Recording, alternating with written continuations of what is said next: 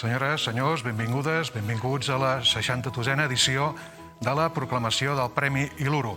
Un acte que, en les circumstàncies normals, tindria lloc a l'Ateneu de la Fundació Iluro, però que, per les restriccions imposades per la Covid-19, l'hem de fer en aquest espai habilitat de Mataró Audiovisual, el plató de Mataró Audiovisual.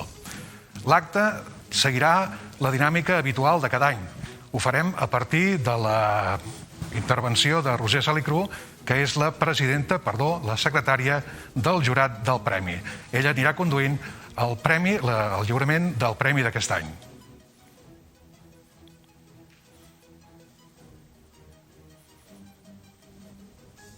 Bona nit a tothom. Benvinguts i benvingudes a l'acte de proclamació de la 62a edició del Premi Iluro de Monografia Històrica, Humanitats i Ciències Socials. Aquest any, malauradament, com s'ha dit i com tots sabeu, arran de les restriccions sanitàries a causa de la pandèmia de la Covid-19, no podem ser, com ja era tradició, a l'Ateneu de la Fundació Iluro, a la Riera de Mataró, en un acte obert al públic. Ens hem hagut, com tothom, d'adaptar a la situació i ens trobem en directe, això sí, però havent hagut d'enregistrar prèviament moltes de les intervencions al plató de Mataró Audiovisual, amb emissió en directe per Mataró Televisió i per Mataró Ràdio i en streaming a través dels webs de mataròaudiovisual.cat i premiiluro.cat. La Fundació Iluro hauria volgut, òbviament, mantenir el caliu de l'acte presencial, però finalment no ha estat possible. Per això volem agrair molt especialment a Mataró Televisió que ens aculli al seu plató per poder mantenir el directe, almenys pel que fa al que és el nucli de l'acte, és a dir, a la lectura del veredicte del jurat. Un plató, el de Mataró Televisió, que compleix amb totes les mesures de seguretat i que, per tant, és un espai segur, de manera que permet fer la conducció de l'acte sense mascareta. Com que les circumstàncies són excepcionals i hi ha tot un seguit de coses que no són visualitzables per al públic que ens segueix a distància, però en directe, avanço que aquest any l'acte no només és virtualment presidit, com és habitual, per l'il·lustríssim senyor alcalde de Mataró, el senyor David Bote, sinó que també compta amb la presència, que aquest any estava confirmada presencialment, de l'honorable consellera de Cultura de la Generalitat de Catalunya, la senyora Àngels Ponsa, les paraules de comiat de la qual clouran aquesta retransmissió. Avanço també a tot el públic quina serà l'estructura o contingut de l'acte. Després de les paraules de benvinguda del president de la Fundació Iluro, farem una breu presentació o visita comentada a l'exposició que cada any, des que la proclamació del veredicte del Premi Iluro es fa a l'Ateneu de la Fundació Iluro, a la Riera de Mataró, l'acompanya. Es tracta, enguany, d'una exposició titulada Premi Iluro, la història de Mataró i el Maresme, que ens presentarà des del mateix Ateneu el senyor Pere Canyada, que és qui l'ha realitzada i que estarà oberta al públic fins al dijous de la propera setmana, 26 de novembre. A continuació, procedirem a la presentació de la publicació del treball que l'any passat va ser guardonat amb un accèssit al Premi Iluro, l'obra de Pep Balsalobra i Eulàlia Miralles, que ha estat publicada sota el títol El poeta mataroní Joan Pujol, segle XVI, o la poesia en el seu context, llibre que ja és a la venda a les llibreries mataronines i que, com ja és habitual, també es pot adquirir a preu especial de llançament a l'exposició de l'Ateneu. Posteriorment, procediré a la lectura del veredicte, que anirà seguida, si és el cas, d'una breu entrevista del periodista Pep Andreu a la possible persona guardonada. Després donarem pas, com ja és habitual, a la intervenció del president del jurat, aquest any el doctor Joaquim Nadal i Ferreres, i finalment l'alcalde de Mataró i la consellera de Cultura faran els seus parlaments de cloenda. Dono pas, per tant, en primer lloc, a les paraules de benvinguda del senyor Pere Carles, president de la Fundació Iluro, des de l'exposició Premi Luro, la història de Mataró i el Maresme, que hi ha a l'Ateneu de la Fundació Luro de Mataró. Benvingudes i benvinguts a l'Ateneu de la Fundació Iluro. Estem aquí una vegada més per celebrar la 62a edició del Premi Iluro. La 62a edició que és la primera confinats i esperem que l'última. En primer lloc, el que voldria fer és agrair al president del jurat, que ho ha estat els últims 5 edicions, el doctor Fradera, la tasca realitzada els últims anys. També agrair i donar la benvinguda al doctor Nadal, que és qui a partir d'ara en serà el president del jurat. A part d'això, recalcar una vegada més el compromís de la Fundació amb el Premi Iluro.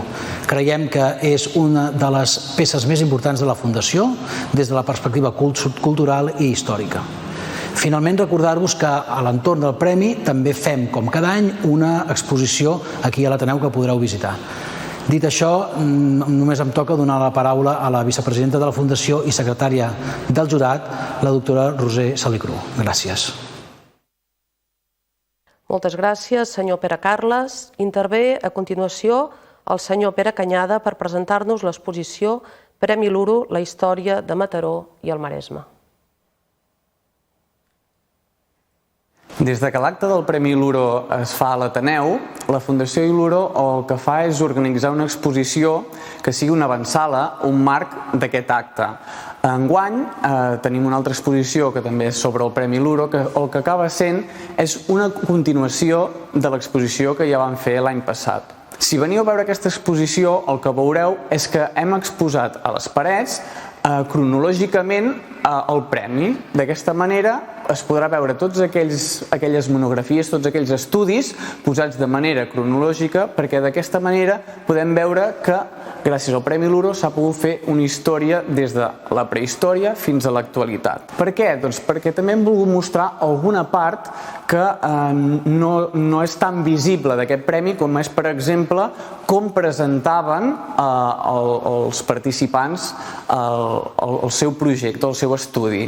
En aquesta exposició també hem volgut mostrar una sèrie de documents que formen part del fons especials de la Fundació Iluro que parlen sobre el premi. D'aquesta manera podreu observar fons bibliogràfic, fons d'imatges i també el fons d'art. També el que veurem és que hi ha una part de consulta en aquesta exposició perquè totes aquestes monografies es poden consultar i es poden llegir de manera online. En aquest lloc de consulta trobareu un quadern en el qual hi ha un QR que escanejant aquest QR us enllaça directament a la monografia que vulgueu consultar.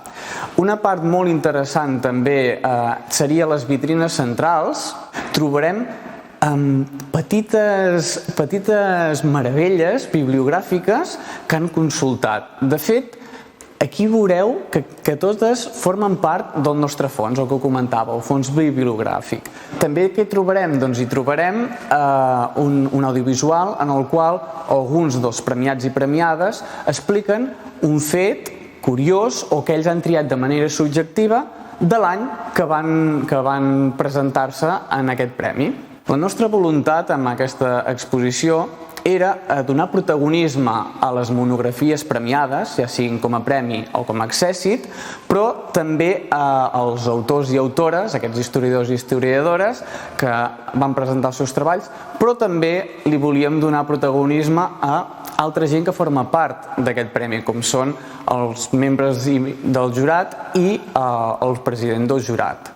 Us animem a visitar aquesta exposició per conèixer una miqueta més la història de Mataró i el Maresme. Espera, recordo que l'exposició s'exhibeix a l'Ateneu de la Fundació Iluro a la Riera de Mataró fins al proper dijous 26 de novembre. A continuació, com he avançat, procedirem a la presentació de la publicació del treball que l'any passat va ser guardonat amb un accèssit al Premi Luro, obra de Pep Balsalobra i Eulàlia Miralles, que ha estat publicat amb el títol El poeta mataroní Joan Pujol, segle XVI, o la poesia en el seu context, i que és el número 84 de la col·lecció Premi Iluro. Doctorat el 1998 per la Universitat de Girona amb una tesi sobre l'obra poètica de fra Agustí Eura, Pep Balsalobre és professor titular de literatura catalana moderna i investigador de l'Institut de Llengua i Cultura Catalanes d'aquesta mateixa universitat.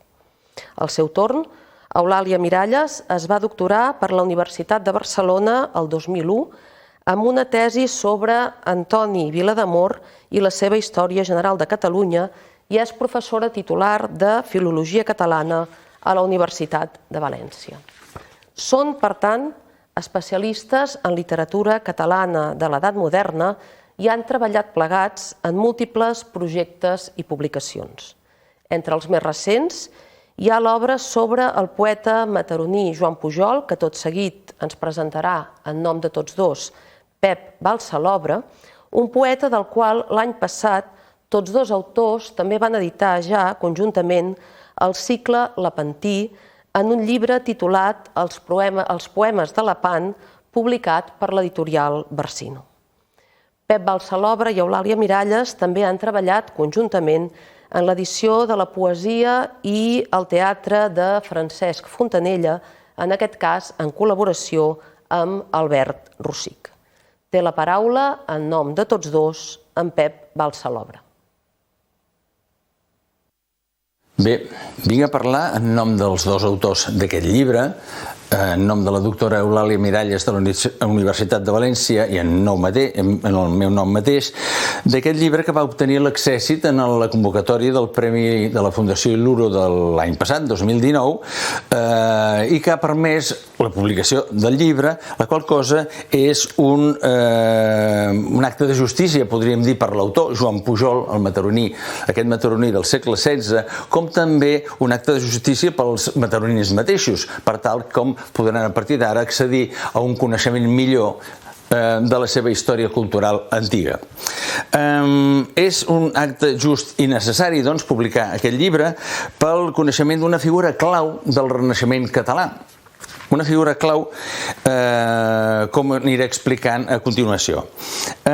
Aquest és un treball que culmina una tasca que es va iniciar cap al 1994, quan l'Eulàlia Miralles i jo mateix cursàvem el màster, un màster de literatura a la Universitat de Barcelona, sota la direcció de la catedràtica, la doctora Eulàlia Duran, i a partir d'aquell moment, tots dos, cadascú per la seva banda, vam començar a treballar sobre la figura de Joan Pujol. Inclús vam fer edicions independents, però en paral·lel, fins que la doctora Miralles va aparèixer a la Universitat de Girona amb una beca postdoctoral i aleshores vam decidir posar en comú les nostres investigacions. Naturalment treballaven en més coses, no només amb Joan Pujol. I aleshores, des d'aleshores vam publicar coses conjuntament, vam anar a congressos plegats i finalment, en certa manera, això ha culminat des del 94 fins ara en aquest llibre i en aquest altre que tinc aquí, que és la publicació dels poemes del cicle Lepantí per editorial Barsino, que acaba de sortir fa escassament un any. El llibre, aquest llibre que té parts com tots els llibres en tenen, consta dels següents aspectes que detallaré amb alguna concreció. Per començar, la biografia de l'autor i el seu context històric. Aquí el primer que he de dir és que hi ha molta feina per fer i convidaria els historiadors mataronins o, d'una altra mena, els historiadors medievalistes o modernistes perquè s'acostessin més sovint en l'arxiu de Santa Maria, per exemple, o els arxius de Vic, perquè el nostre autor també va circular per Vic, o fins i tot allà on hi hagi la paperassa documental corresponent a Palau de Plegamans a finals del segle XVI, a principis del segle XVII, perquè allà hi ha molta documentació probablement que no ha estat accessible per nosaltres perquè nosaltres ens dediquem més aviat a la literatura i no pas a l'anàlisi o a la recerca documental, tot i que n'hem fet, com podré comentar ara mateix. Bé, permeteu una anècdota que també implica a un mataroní il·lustre, el malaurat, el malaguanyat Antoni Comes. L'Antoni Comes va ser, mataroní com era, el primer que va començar a estudiar la figura de Joan Pujol.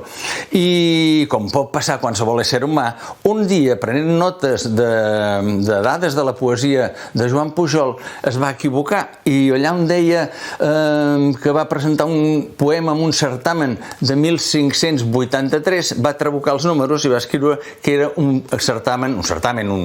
concurs literari de 1538. A partir d'aquí, d'aquest error de canviar el 8-3 per 3-8, es va esdevenir una situació curiosa perquè va anar a l'Arxiu de Santa Maria, va trobar un Joan Pujol, dels molts Joans Pujols que hi ha a Mataró al segle XVI, que havia nascut el 1514. Tot quadrava, el 1514 neix, el 1538 presenta un certamen literari i després la seva vida s'allarga, però fins a 1603. És una vida molt longeva. És possible, però és molt llarga. I l'error del doctor Comas és un error humà que ell va sistematitzar i el va dir en diverses ocasions, però el més malaurat de tot és que ho van repetir tots els que van parlar sobre Joan Pujol després, fins que, simplement, mirant de nou les dades, van veure que allà on era 1538 havia de ser 1583.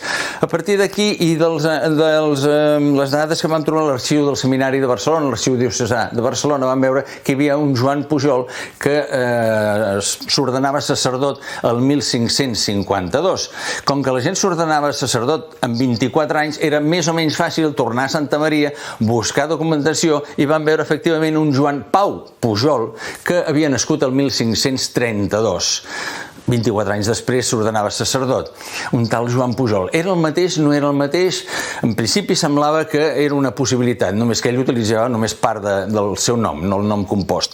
Les coses es van arrodonir quan vam saber que havia estat, ell era oncle d'un tal Joan Pau Pujol, que vostès deuen conèixer perfectament perquè és un músic important nascut a Mataró, cabdal en la història de la música catalana a finals del 16, principis del 17, i ell, que era el tiet, era també el padrí de bateig, i li va donar, en Joan Pujol, li va donar els noms de Joan Pau Pujol, la qual cosa feia que correspongués amb aquella partida de naixement de 1532 que deia Joan Pau Pujol. Per tant, quedava aclarit el misteri d'aquest naixement molt més tardà del que ens pensaven en un principi.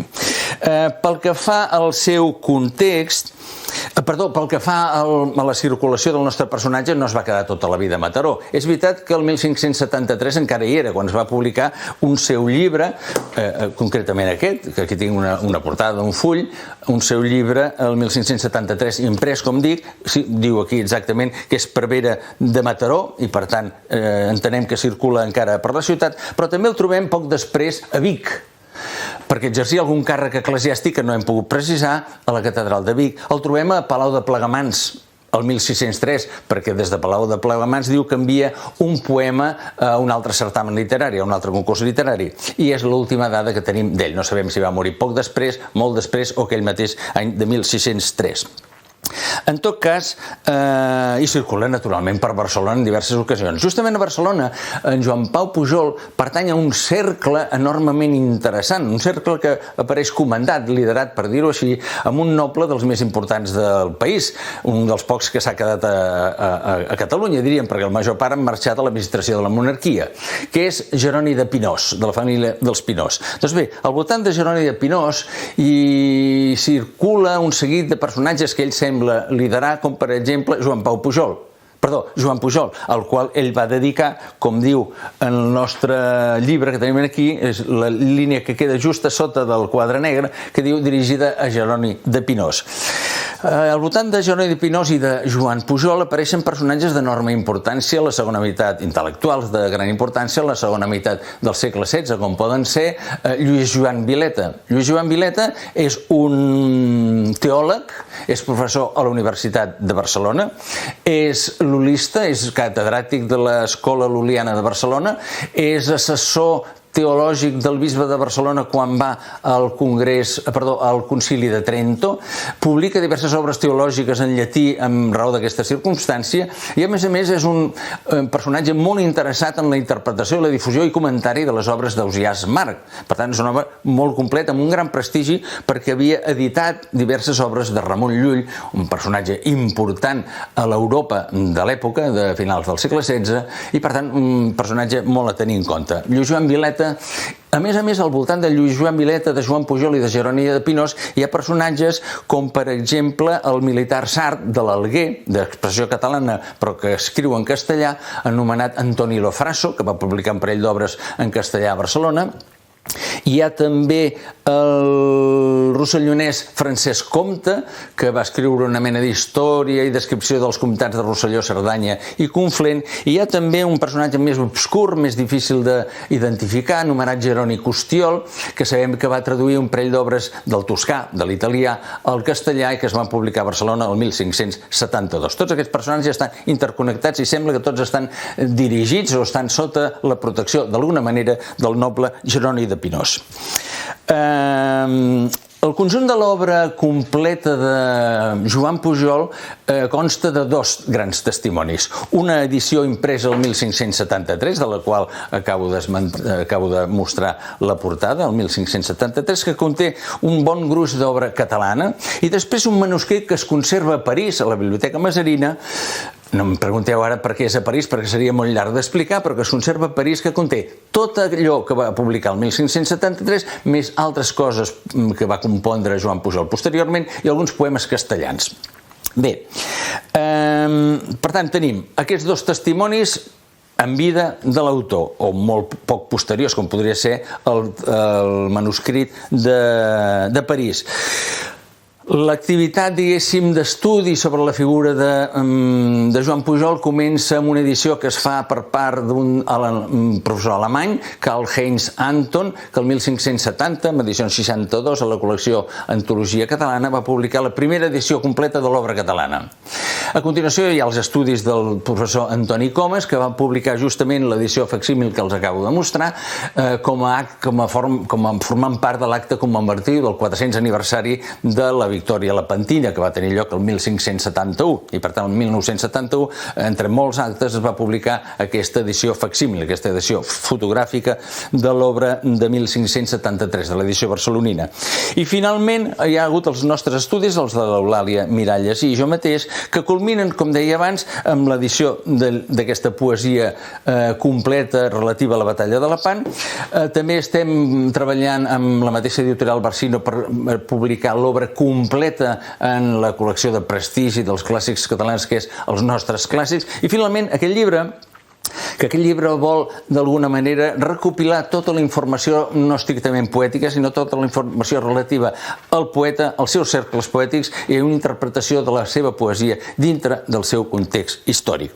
Que aquesta és potser una de les facetes més interessants de Joan Pujol, justament perquè és un poeta, un dels pocs poetes, em sembla que ho diu perfectament a la contraportada que estava rellegint ara, perquè el llibre l'acabo de rebre, que diu que va incorporar el batec de la història del seu temps als versos que va compondre. I efectivament, així és. Joan Pujol és un poeta molt vinculat a la història, al context cultural i intel·lectual del seu temps, de manera que la seva poesia viu d'aquesta realitat i així l'expressen els seus versos. Com, per exemple, el cas de Lepant, la Victòria de Lepant, que és un poema molt pioner per moltes raons. Primera, perquè és el primer poema èpic de tota la tradició literària catalana. El primer, i això és un mèrit en ell mateix. En segon lloc, perquè és el primer poema èpic que s'imprimeix i es publica a la península Ibèrica de temàtica lepantina. Després n'hi hauran de llatins i n'hi hauran de castellans, però el primer és el de Joan Pujol.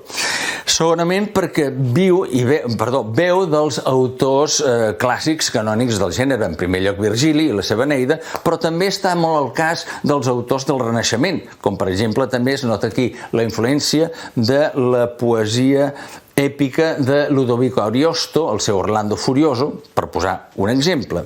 I a més té altres valors molt interessants, com per exemple el fet que anticipa, i la cosa és bastant curiosa, anticipa trets que després seran els paradigmàtics de la poesia èpica contrarreformista, de l'autor més important de l'èpica de la segona meitat del segle XVI a Europa, que és Torquato Tasso. Doncs bé, trets de Torquato Tasso ja venen anticipats en el poema èpic de Joan Pujol, com també alguns trets, alguns motius, algunes expressions que després trobarem en l'èpica lepantina peninsular, en portuguès o en castellà, apareixen en el llibre ja pioner, molt anterior als altres, de Joan Pujol.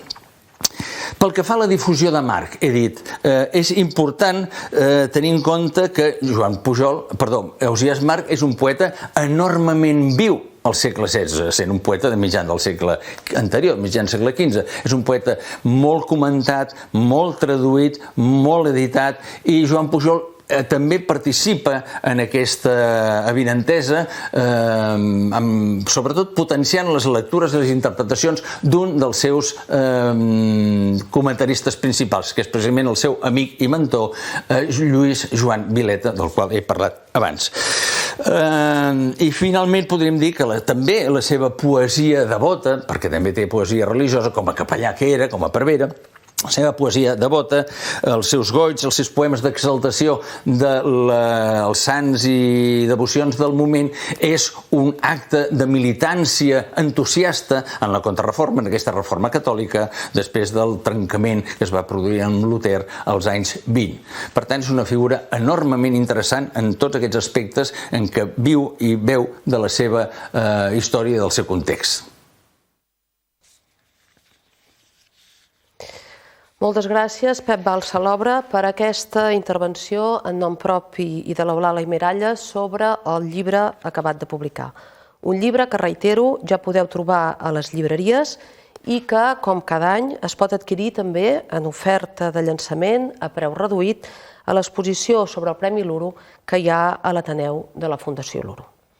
I d'altra banda, també cal destacar, cal recordar molt especialment que des de fa 5 anys tota la col·lecció d'obres premiades al Premi Luro es pot consultar en accés obert a través de la pàgina web del Premi, és a dir, www.premiluro.cat, i que, per tant, en breu, també hi podreu trobar, podreu consultar l'obra que acabem de presentar sobre el poeta mataroní Joan Pujol.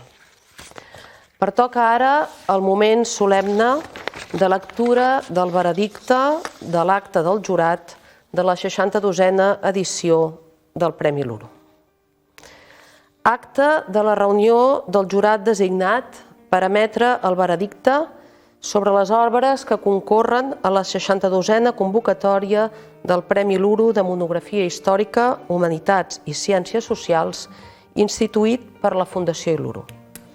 El jurat, integrat pels doctors Joaquim Nadal i Ferreres, que el presideix, Jaume Dantí i Riu, Oriol Olesti Vila, Flocel Sabater i Curull, pel senyor Alexis Serrano Méndez i per la doctora Roser Salicru i Lluc, representant de la Fundació Luro, que actua com a secretària, s'ha constituït per videoconferència el dia 13 de novembre del 2020. A la convocatòria d'enguany i de conformitat amb les bases del certamen s'hi han presentat 4 treballs, els títols dels quals són, per ordre de recepció, Dionís Baixeres, 1862-1943, un pintor entre el Maresme i els Pirineus, Ambaixades a Caldetes, Caldetes i Llavaneres, llocs inesperats per seus diplomàtiques, 15 cognoms, història d'una família, diari d'una recerca històrica en temps de pandèmia i El jove Gaudí i la vella de Mataró, inspiració perdurable en la seva obra. El jurat del Premi Luro 2020, després de les oportunes deliberacions, acorda premiar amb un accèssit el treball que porta per títol Dionís Baixeres, 1862-1943, un pintor entre el Maresme i els Pirineus. I, d'acord amb les bases de la convocatòria, proposa a la Fundació Luro la publicació de l'obra seguint les recomanacions que se suggeriran al seu autor o autora. I perquè tingui els efectes oportuns, els membres del jurat en donen fe el dia i de la manera abans esmentats. Procedeixo a continuació, perquè aquest any, malauradament, no podem delegar ni en el president de la Fundació, ni en l'alcalde de Mataró, ni en la consellera de Cultura, l'obertura de l'aplica, per conèixer la persona que el jurat ha acordat guardonar. L'autor o autora, en aquest cas, de l'obra premiada amb un accèssit del Premi Luro 2020, titulada Dionís Baixeres, 1862-1943, un pintor entre el Maresme i els Pirineus, és la senyora Esther Alsina Galofré. Enhorabona, doctora Alsina, en nom dels membres del jurat i del patronat de la Fundació Il·luro, i benvinguda al plató de Mataró Televisió, on, de la mà del periodista Pep Andreu, ens podrà dirigir unes paraules sobre l'obra guardonada. Bé, en primer lloc, enhorabona a Esther Alsina i Galofré per aquest premi, aquest accèssit en aquesta 62a edició del Premi Il·luro, un treball que és el que porta per títol Dionís Baixeres, que ens interessaria saber quin és el motiu que la porta a escriure aquesta obra, aquest treball sobre Dionís Baixeres. Quina és la importància d'aquest artista, perquè era pintor, que vostè en el treball comenta que actualment és força desconegut, però que en el seu moment va tenir una importància destacada i que la seva obra també és molt destacada, no? Què la va impulsar a escriure aquest treball? Bé, bona tarda. Si em permet, abans donaré les gràcies al jurat de la 62a edició del Premi Il·luro per haver vist tan favorablement aquesta investigació sobre el pintor Dionís Baixeres. Per mi és un honor que aquesta monografia es publiqui en el marc d'aquesta fundació, sabent també el llistó altíssim que té que es posa aquesta fundació any rere any en els treballs que rep. I m'agradaria en aquest moment donar les gràcies a la persona que em va fer conèixer Dionís Baixeres, el senyor Enric Orriols, un apassionat de la pintura catalana i dels pintors catalans del tombant de segle. I enllaço amb la pregunta que vostè m'ha fet perquè tot això ha començat amb la il·lusió, amb la passió de donar a conèixer un artista que, si bé a finals del segle XIX va tenir una gran empenta i un gran èxit inclús internacional, perquè parlem d'un artista molt reconegut a la seva època i amb una trajectòria artística molt important, però que amb els anys i a començaments del segle XX, doncs aquesta flama, aquesta importància, aquest succés que tenia Baixeres es va anar com apagant, i malgrat trobar obres d'ell en museus com el Metropolitan de Nova York, és un artista encara ara força desconegut. No del tot, però bastant ignorat. Per tant, això comença amb aquesta il·lusió de fer una mena de treball d'arqueologia, de desenterrar de l'oblit un pintor com en Baixeres, un paisatgista de finals del segle XIX, però paisatgista, però no un paisatgista pur, perquè com bé es veu en la coberta del treball que vaig presentar, sempre incloïa figures en la seva obra i per tant això l'enllaça amb una escola pictòrica importantíssima com va ser la naturalista. Per tant, era un artista, primer, tècnicament brillant, que a finals del segle XIX ja va excel·lir en la pintura, en la decoració d'interiors, en el dibuix, però també a nivell històric perquè amb les seves obres documenta uns paisatges, unes costes que ara mateix sense aquestes obres no coneixeríem.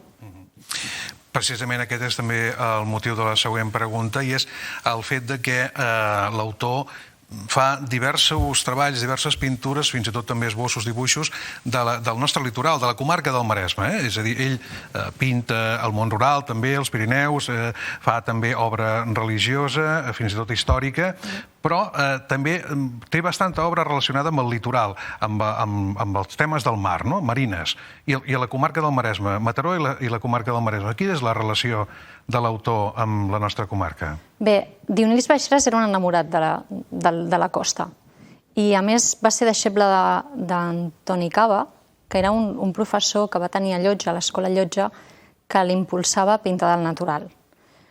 En una època en què no era tan habitual que els artistes sortissin a l'aire lliure i pintessin del natural. Per tant, partint d'això, Dionís Baixeres ja se n'anava amb molts quaderns, amb molts estris per pintar, amb molts papers, primer al Port de Barcelona, que era el lloc que tenia més a prop, però amb els anys va anar descobrint tota la costa del Maresme i inclús fa referència a les localitats que ell pinta d'aquí del Maresme, com és Montgat, Premià, Cabrils, etc. I aleshores el que ell el du a pintar i a tenir aquesta relació amb el Maresme és que li encanta la platja del Maresme. Li agrada copsar-la, li agrada pintar-la. I a més era una persona era un realista perquè intentava captar les feines del mar, les palangreres, els llops de mar, els calafatadors, però també el paisatge, l'atmosfera marina. Si baixeres en els seus quadres hi ha molta veritat i també hi ha molt d'ideal. Per tant, ja partim d'aquest amor en aquestes terres i en aquestes localitats. I tan atret se sentia pels municipis del Maresme que en les seves memòries, que va firmar l'any 1942, un any abans de morir, que encara són inèdites, ell fa referència a aquestes localitats del Maresme, que ha sigut un aspecte que a mi m'ha ajudat molt per documentar i catalogar pintures, dibuixos, esbossos fets precisament al Maresme. Esther Alsina i Galofré és doctora en Història de l'Art, és llicenciada en Belles Arts i professora del grau d'Història de l'Art de la Universitat de Barcelona. És vilanovina, de Vilanova i la Geltrú.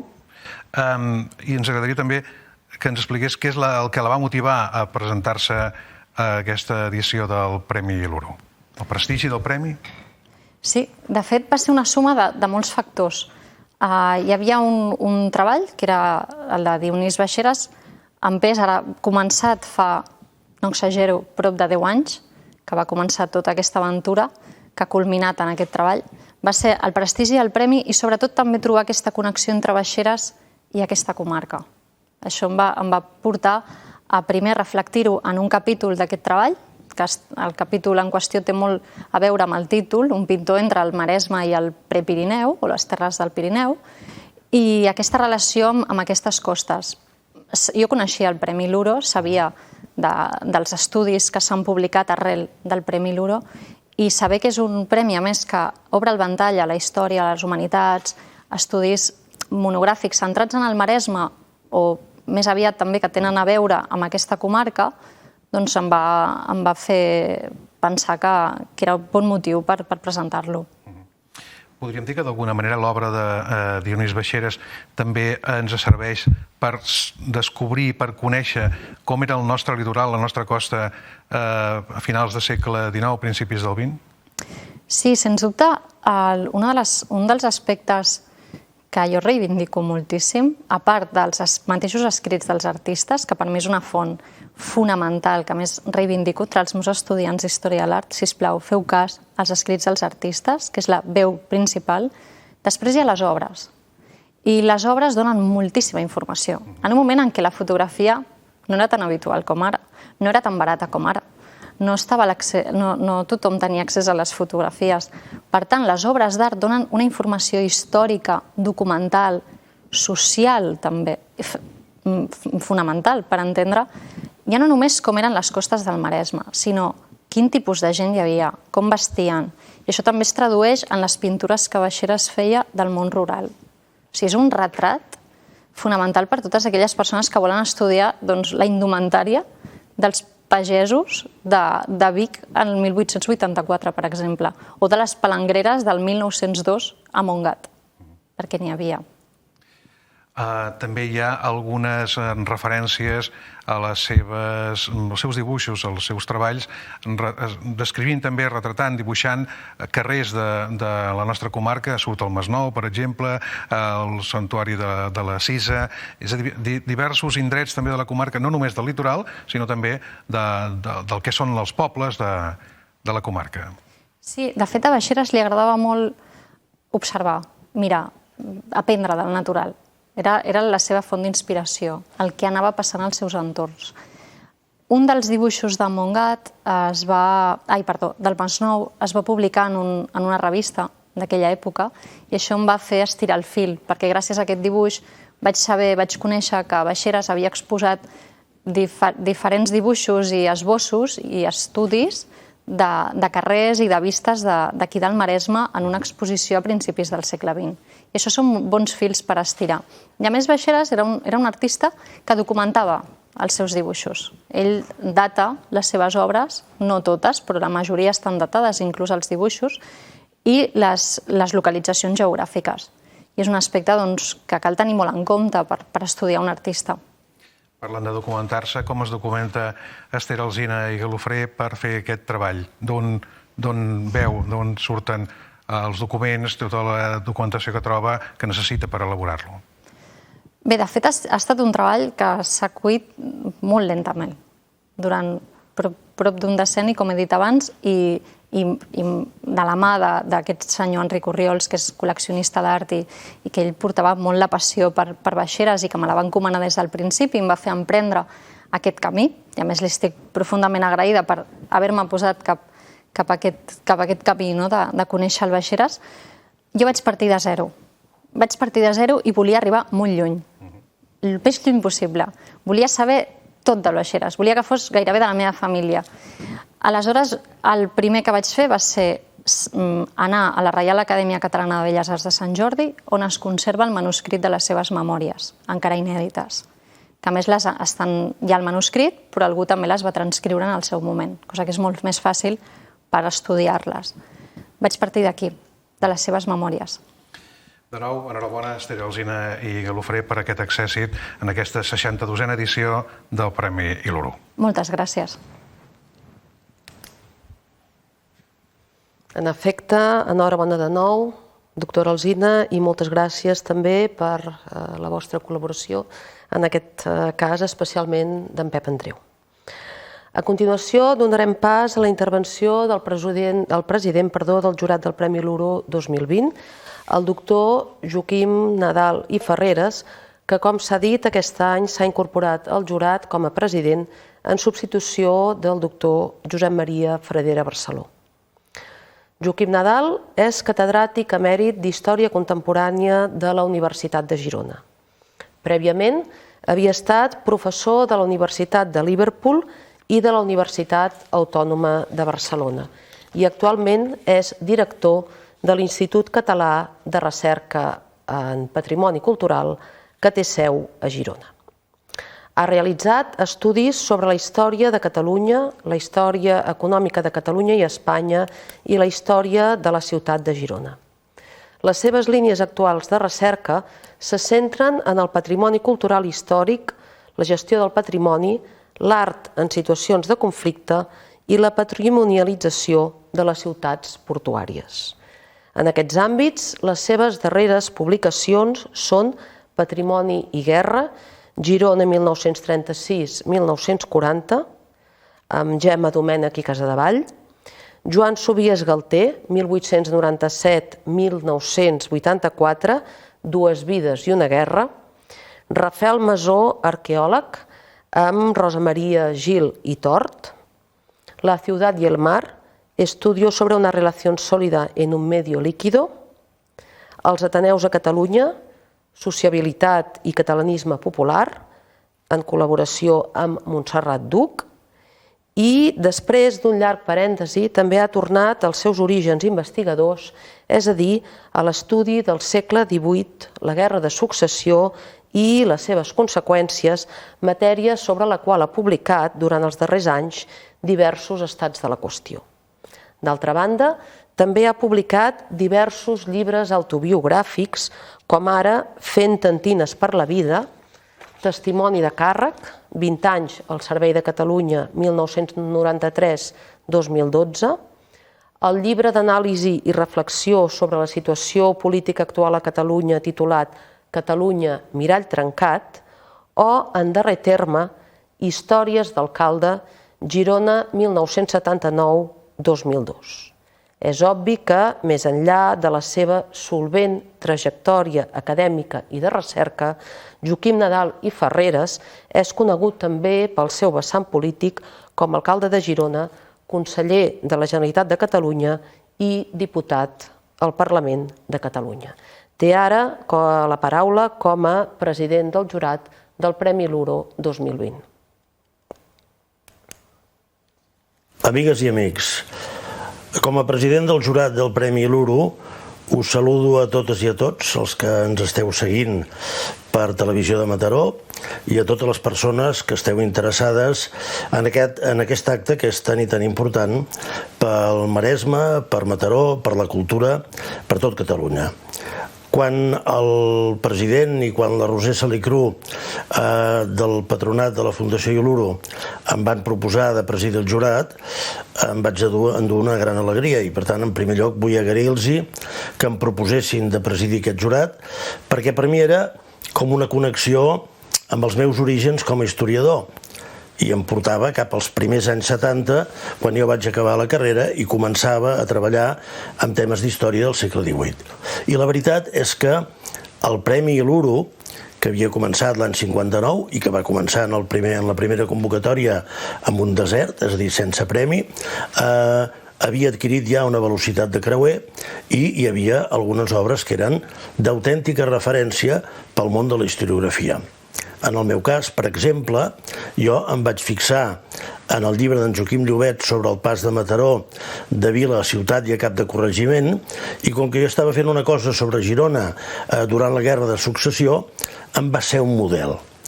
I amb això vull dir que el Premi Iluro per mi era un premi, i és, de prestigi.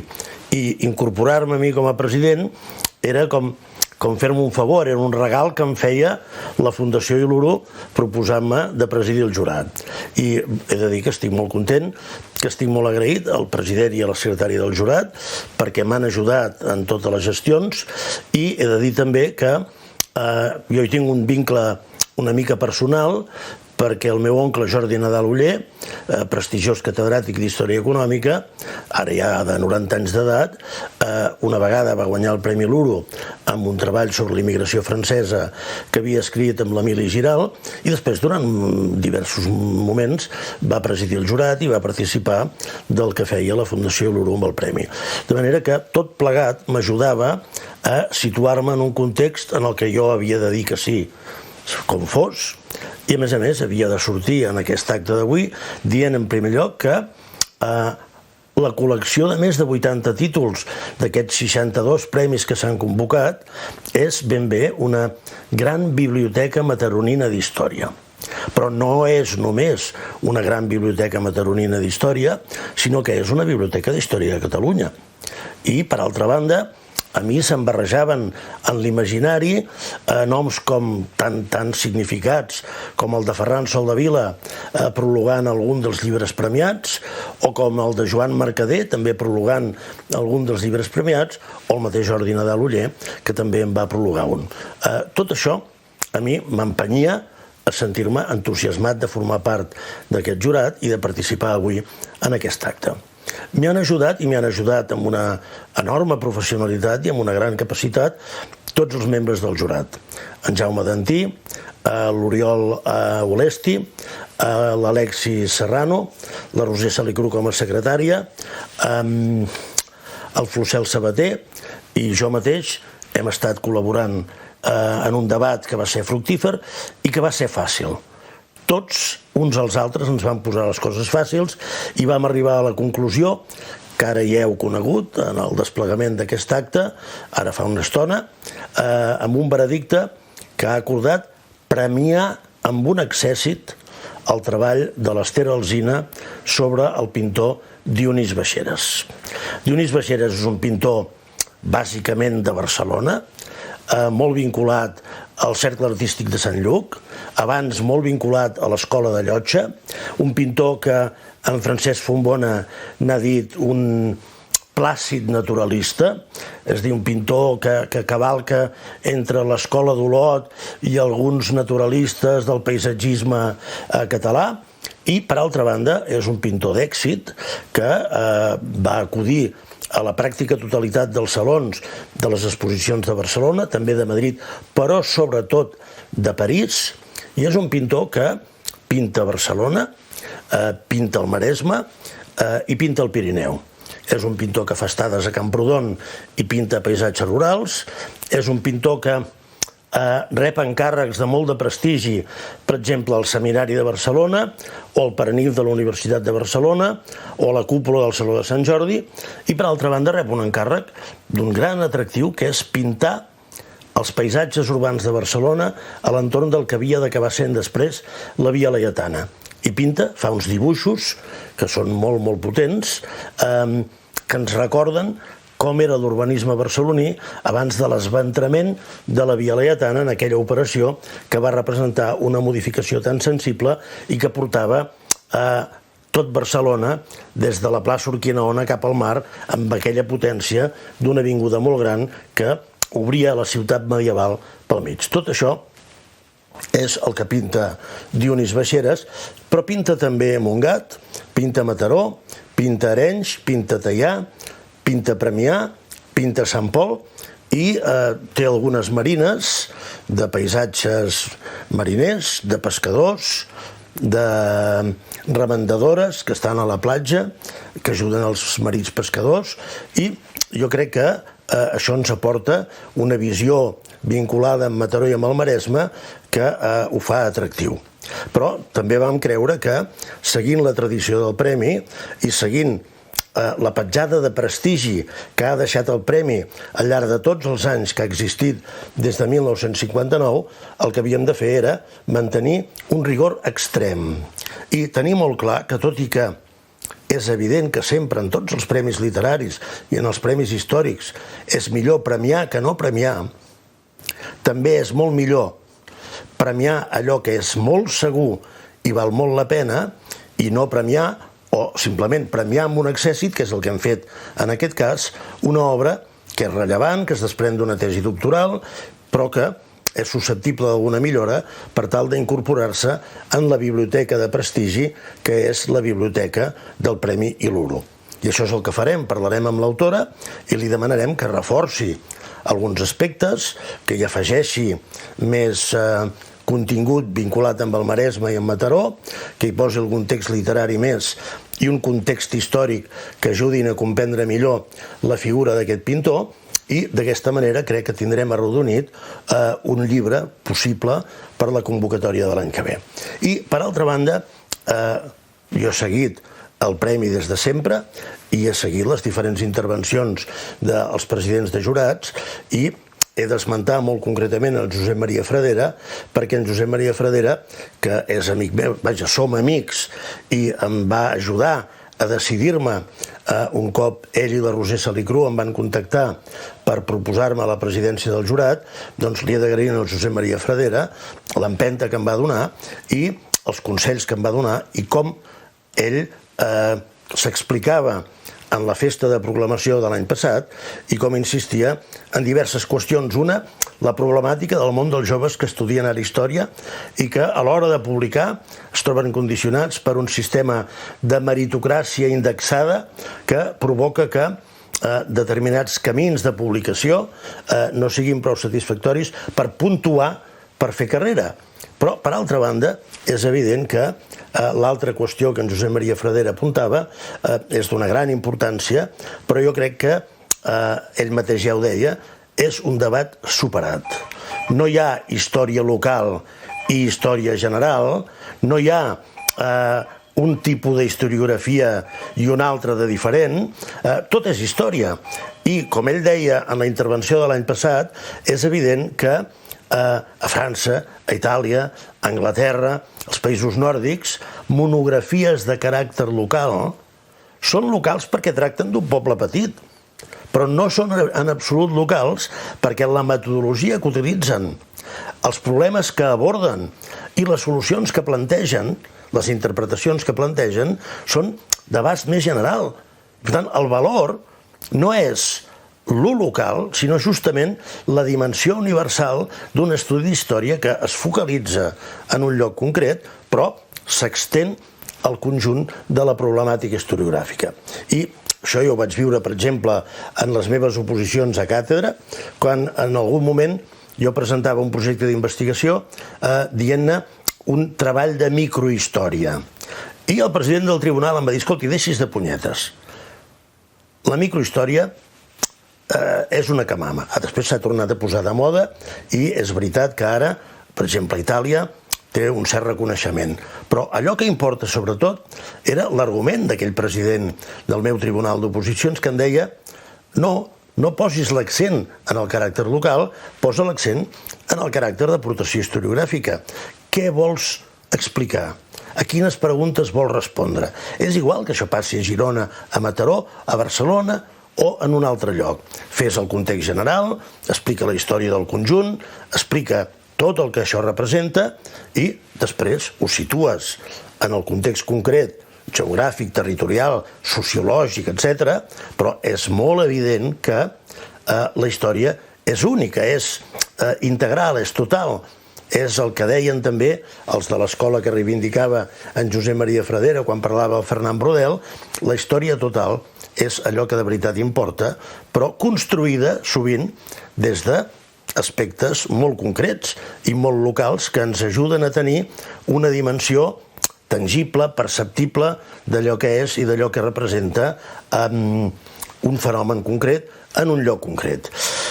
I en aquest sentit és evident que, i torno ara un moment a Mataró i a la meva experiència personal, jo naturalment no puc, com el Josep Maria Fradera, trobar-me a la carnisseria a la senyora Lamarca quan parlava en la convocatòria de l'any passat de l'Antoni Comas. Però, en fi, jo conec Mataró perquè hi he anat relativament sovint, tinc bons amics, he visitat els seus museus, he visitat els seus arxius, he visitat els seus restaurants a la platja i m'he fet una idea del que representa Mataró i la seva societat en la Catalunya contemporània. I és evident que el Mataró del present i el Mataró del futur segueix sent una font d'inspiració de treballs historiogràfics que han d'alimentar les futures convocatòries del Premi Luro, que, per altra banda, no cal seguir discutint si sí o si no, si és un premi necessari, és un premi acreditat i és un premi que anirà rebent treballs acreditats en la mesura en què mantinguem la confiança, mantinguem la proposta i la convocatòria i quedi clar que hi ha camp per córrer. I jo pensava, per exemple, pensant en els meus amics alcaldes, pensava en un fet que em va passar ara fa 3 anys. Vaig presidir el tribunal d'una tesi doctoral sobre el Penedès al voltant de les eleccions municipals de 1979. De cop em vaig trobar, exercint com a catedràtic d'universitat, de president d'un tribunal d'una tesi que convertia en matèria historiable el que havia estat la meva pròpia història. Jo a Girona, en aquell cas, a Vilafranca del Penedès. Doncs és evident que per la Catalunya contemporània i pel Maresme contemporani i pel Mataró contemporani hi ha ple de temes per investigar, per estudiar, per tractar, que connecten amb la llarga tradició dels Premis Iluro. Els Premis Iluro han premiat des de treballs d'arqueologia i de prehistòria fins a treballs sobre, com el de fa 2 anys, la Guerra Civil i el que va representar el trauma de la Guerra Civil a Mataró. I entremig, segle XVII, segle XVIII, contextos feudals, cartes de comerciants en la carrera d'Amèrica, la presència americana de la gent del Maresme, el comerç en el seu conjunt, l'agricultura.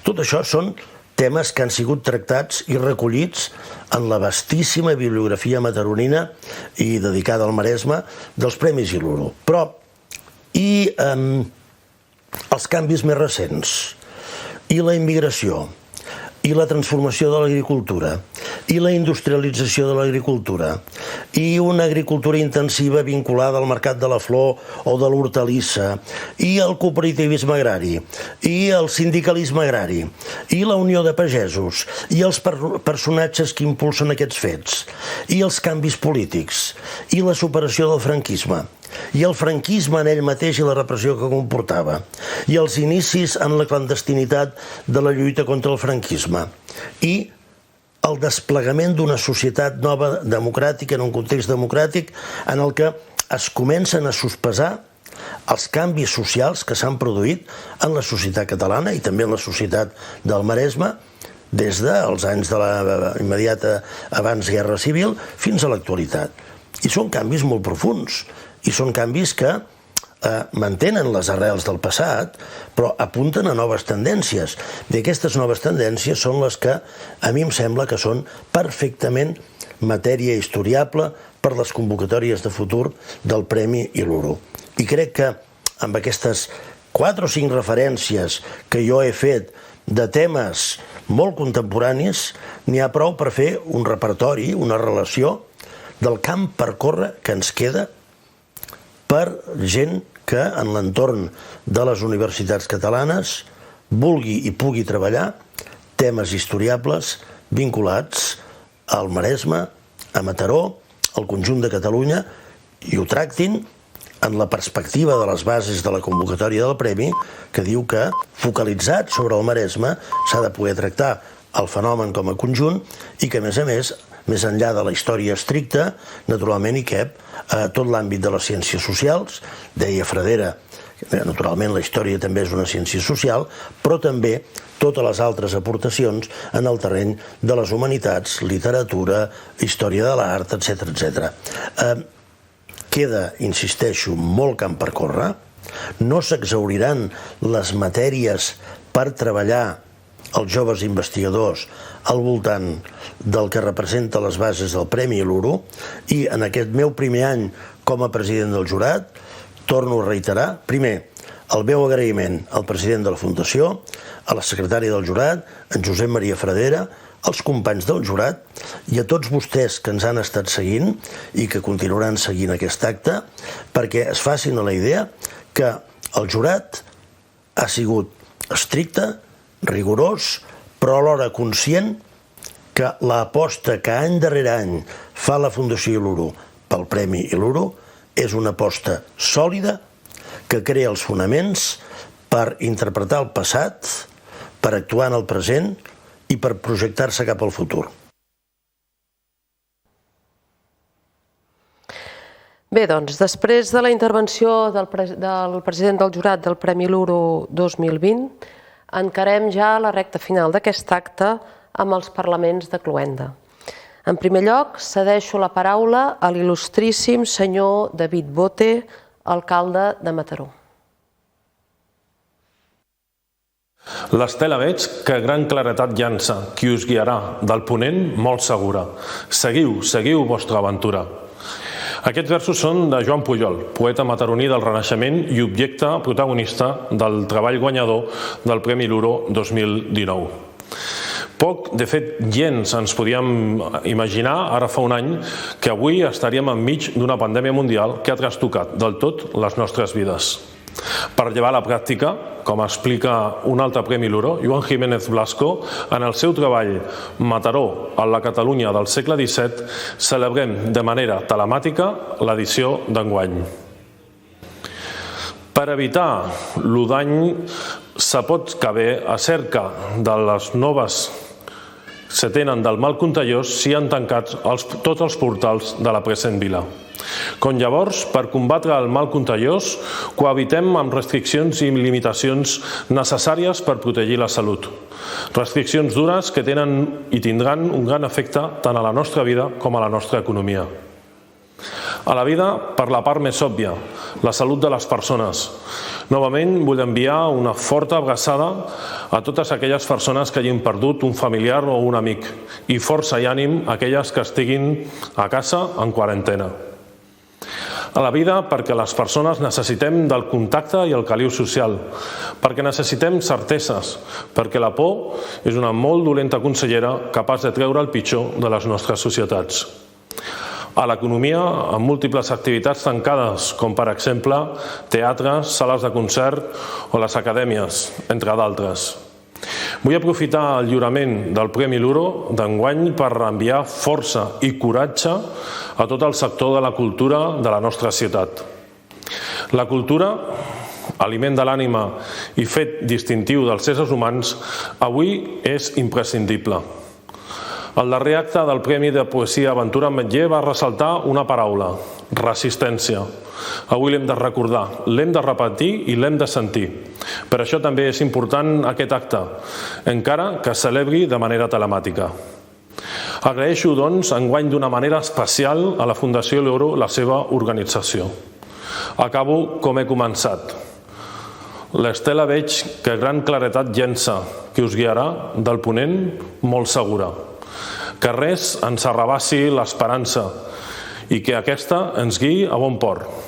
Que la cultura continuï ajudant-nos a teixir les nostres pobles i viles, a fomentar la nostra creativitat i a seguir caminant cap a un futur millor i de progrés. Bona nit i enhorabona als guardonats.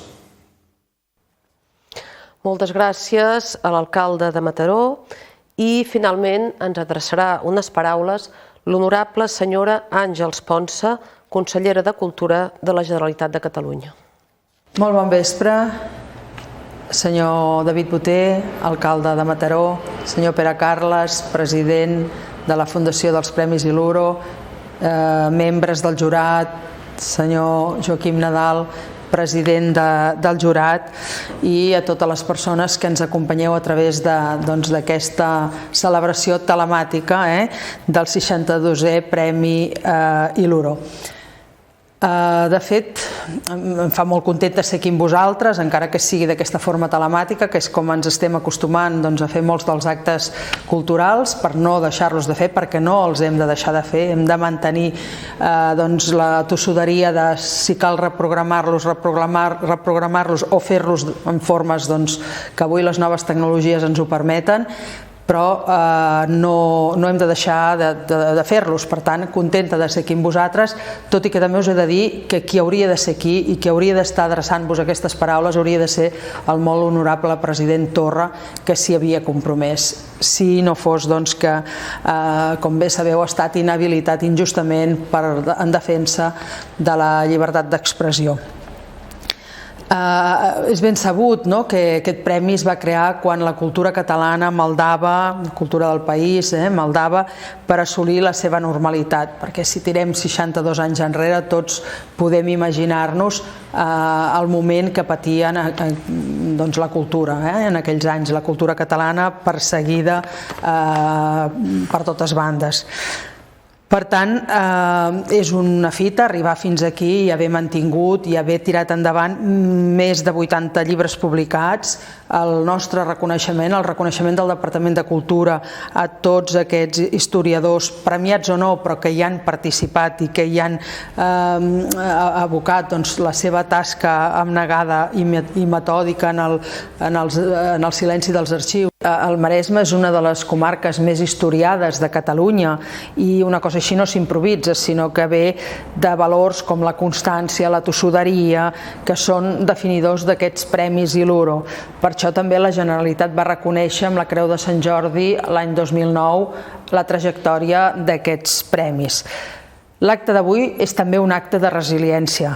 Un certamen de 62 anys d'història també té la seva pròpia història i és la història d'una cooperació també a través del mecenatge, perquè les coses a vegades o molt sovint no es fan només des de les institucions, sinó que es fan en cooperació amb la societat civil, amb les empreses, amb el teixit productiu. La suma de tots és el que ens fa fer grans projectes.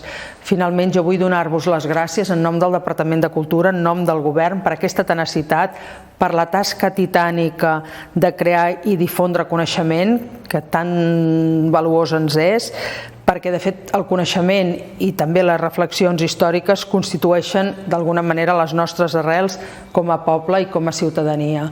Llarga vida als Premis Iluro i compteu també amb el suport del Departament de Cultura. Moltíssimes gràcies de tot cor. Bé, amb la intervenció de la consellera donem per tancat aquest acte de proclamació del veredicte del 62è Premi Iluro de l'any 2020. En nom de la Fundació Iluro, moltes gràcies a tots i a totes els que ens heu seguit i que malauradament heu hagut de fer-ho des de casa o, en tot cas, no ho heu pogut fer presencialment. Moltes gràcies, moltíssimes gràcies a Mataró Audiovisual pel seu suport i per la seva col·laboració en tot moment amb la Fundació Iluro. L'enhorabona de nou a la persona guardonada, l'Ester Alsina Galofré, i només podem dir, per acomiadar-nos, que esperem que l'any que ve aquest acte, que serà el de la 63a edició del Premi Iluro de Monografia Històrica, Humanitats i Ciències Socials, pugui dur-se a terme amb la màxima normalitat, és a dir, com a acte públic amb el que fins fa poc més de 8 mesos enteníem com a veritable normalitat. Molt bona nit a tothom.